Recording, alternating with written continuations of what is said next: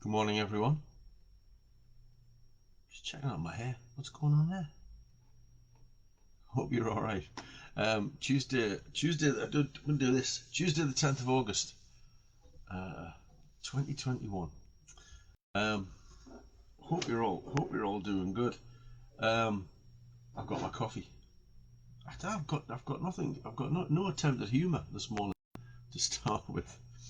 I use the phrase attempt at humour. Um, I've been reading. I'm immersed in coffee and my dissertation. Did I mention that yesterday? I think I might have mentioned my dissertation yesterday. I'm immersed in it at the moment, so I'm reading a lot of stuff. And I went back to something that I read ages ago the other day. It kind of got me thinking about how we're all wonderful and different.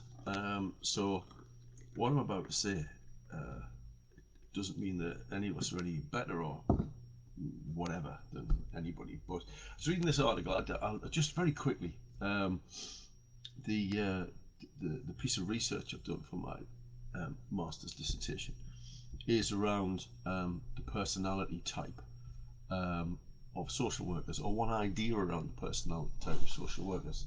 And Christine's just popping in to say hi. And the personality type of social workers. And this idea that social work attracts, or actually not just social work, but person facing professions attract a particular type of person, a particular type of person that maybe demonstrates empathy, or is more ready to demonstrate empathy, get alongside people, but more than that, actually takes on board some of those emotions, takes on board the emotions that are being presented to them by the person that they're sat with. Um, it's a concept called the highly sensitive person, um, and I hesitate to use the phrase because it seems to have all sorts of negative connotations. Being highly sensitive means you're a bit flaky and a bit kind of, oh, you and that's not the case. It's a case of you are just more sensitive to the environment around you, I suppose. And that's where this orchids, tulips, and dandelions thing comes from. And it's a piece of research. It's a piece of research into initially into the tool, I suppose, that is used to identify whether somebody's a highly sensitive person or not. And it's what it's saying is basically that there are some people, and this is the highly sensitive people group. There are some people who are orchids. They do exceptionally well in good environments, in environments that suit them, and do exceptionally badly in environments that don't suit them. And then dandelions at the other end of the scale.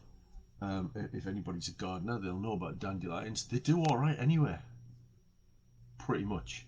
You know, as long as they get the basics, they are less affected by their environment than orchids are. If anybody's tried to grow orchids, we've all had one from Marks and Spencer's, but having as a gift, uh, you know, um, you've got to get the watering right, you've got to get the light right, you've got to get all those kind of things right. And tulips are the people kind of in the middle. You know what I mean?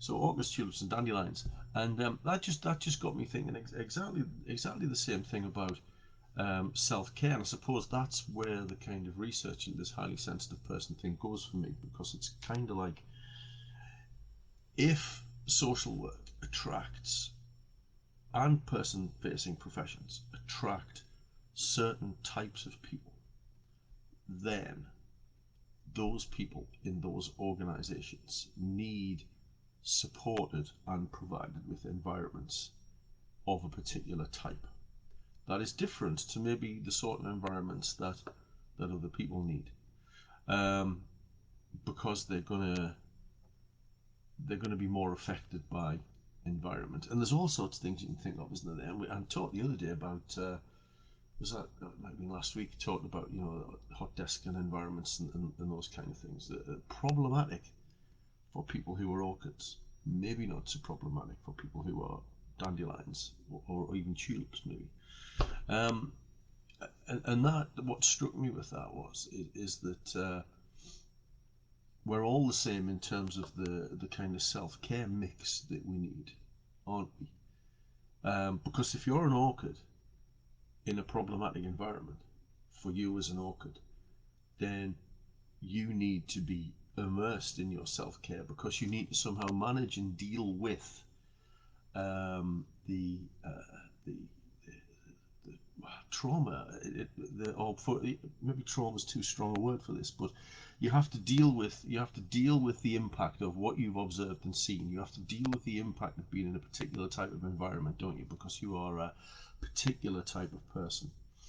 And if you're a dandelion, maybe you don't need as much self-care as an orchid. I'd argue you need some, but maybe you don't need quite as much. I don't know. That's just me hypothesizing there. I've got no idea. But what is very clear to me, and I've been at this table around self-care now, probably for about reading about it, thinking about it, talking about it to various people for about, I don't know, it's got to be 10 years or more possibly, because I've always been a bit of a jogger, always interested in my diet, all that kind of stuff.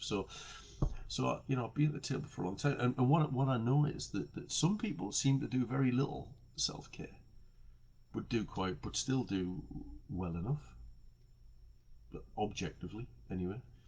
And some people um, do lots of self-care and still don't do as well as we want them to do. I hope that makes sense. And this is not kind of being judgmental or anything. It's just an observation. So we all need a different mix of self-care strategies, don't we? And I'm always, I suppose, always keen when I'm speaking to people, when I'm talking, um, to say that I'm not saying here's how you do it. Here's what I do. Go off and do this, and everything will be fine. Because that's not how the world works, is it? But so it's about sharing ideas, I suppose. And the secret with self care here is you've got to go away and try these things for yourself. You've got to go away and figure out whether it's the walk that makes the difference, or whether it's the eating more healthily that makes the difference, or whether it's being meticulously organised. I mean, if you're like me, I feel I have to do all of these things. I don't feel I have to. I know from trying them that when I'm chipping away in all of my pillars of resilience, when I'm enhancing those, that that I kind of generally do better. I suspect I'm probably I suspect I'm probably a tulip, top end of the tulip scale. I'm not an orchid, I don't think. I can do okay in certain environments. I can do okay in, let's call them hostile environments, maybe, or just problematic environments. So I think I'm probably a tulip because I do need stuff. But yeah, that's interesting. I am thinking on the spot here. I'm working through this as we go. So there you go. So you know, environment, I suppose, getting down to the brass tacks here. Environment has an impact on us. It has an impact on all of us. It has more of an impact on some of us than it does on others. So establishing your environment is really, really important. And that's about the cues that you give yourself. I have a morning routine because that creates an environment, a kind of around me, if you like. In my head, it creates some sort of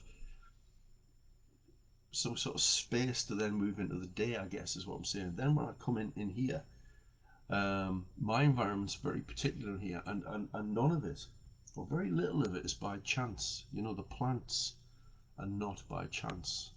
Candles are not by chance. The books are not by chance. The music type stuff I'm surrounded by is not by chance. Um, these things are all here because I know that they support and help me in a creative environment, a creative, helpful, supportive environment for me. So I don't know, some ideas of worthy of consideration on your part.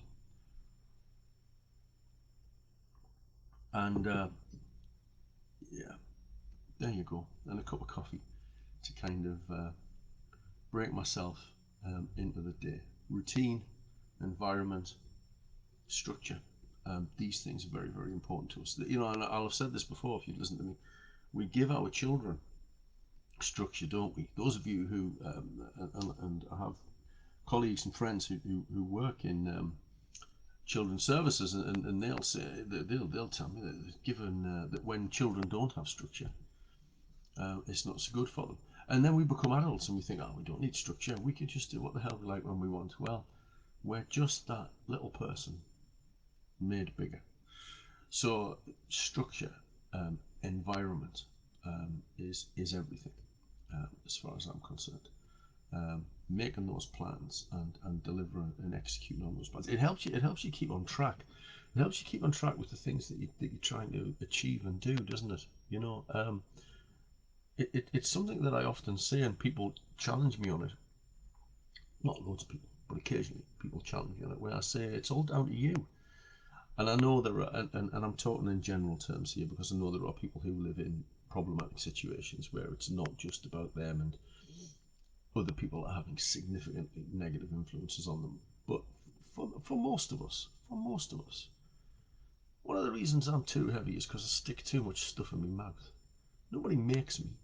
Nobody forces me to do that. One of the reasons I'm not as fit as I want to be is I look at me running shoes and I think, no, I'll not bother today. Do you know what I mean? It's those kind of things, isn't it? So there's a huge element of self of kind of, you know, taking responsibility for yourself in all of these things that I talk about. So there you go. Musings and meanderings for a Tuesday morning. Are you an orchid, a tulip, or a dandelion? There you go. I'll tell you what I find out in my study that I've done at some point. Take care, and I'll drop in tomorrow. Okay, bye.